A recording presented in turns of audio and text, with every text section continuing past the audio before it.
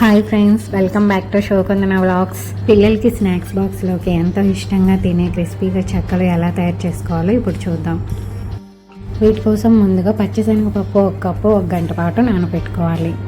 ఇప్పుడు మిక్సీ జార్లో కొంచెం కరివేపాకు, ఉంటే కొత్తిమీర, 4-5 పచ్చిమిర్చి, కొన్ని అల్లం ముక్కలు వేసుకొని బాగా మెత్తగా మిక్సీ వేసుకోవాలి. మిక్సీ వేసుకొని దీన్ని పక్కన పెట్టుకోవాలి. వెడల్పాటి గిన్నెలో 4 కప్పులు బియ్యం పిండి తీసుకొని రుచికి సరిపడా సాల్ట్ వేసుకోవాలి. ఇందులోనే 1/2 కప్పు బటర్ వేసుకొని పిండి అంతా కలిసేలా ఒకసారి కలుపుకోవాలి. బటర్ వేసాక పిండి అంతా కూడా ఒక 5-10 నిమిషాల వరకు వీడియోలో చూపిస్తున్న విధంగా కలుపుకుంటే చెక్కలు బాగా క్రిస్పీగా వస్తాయి.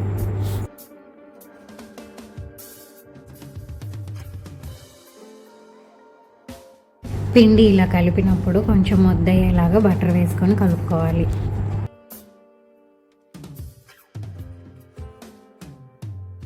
ఇందాక మిక్సీ వేసుకున్న కరివేపాకు, అల్లం పేస్టు, నానబెట్టుకున్న పచ్చిశనగపప్పు వేసుకొని పిండిలో కలిసేలా ఒకసారి కలుపుకోవాలి.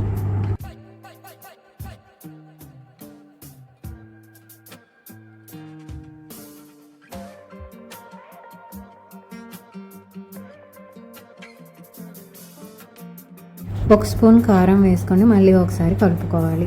పచ్చిమిరపకాయలు వేసాం కదా, కారం చూసి వేసుకోండి. ఇప్పుడు కొంచెం కొంచెం నీళ్లు పోసుకుంటూ పిండిని బాగా కలుపుకోవాలి.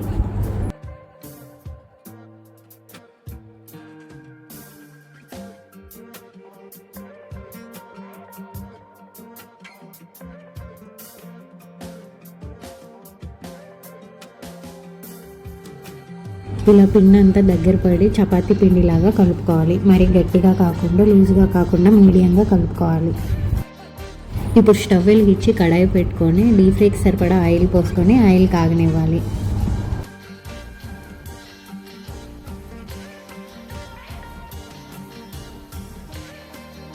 మనం కలుపుకున్న పిండిలో నుంచి చిన్న చిన్న ముద్దలుగా చేసి పెట్టుకోవాలి.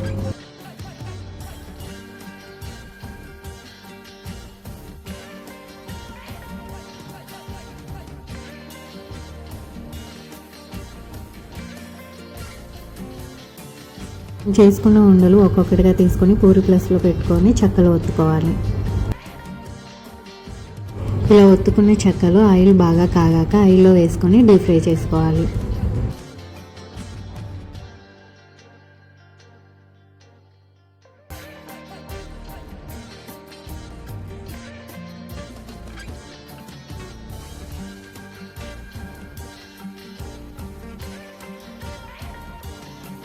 ఇలా ఒకవైపు కాలిన తర్వాత చెక్కలు మరోవైపుకి టర్న్ చేసుకొని కాల్చుకోవాలి.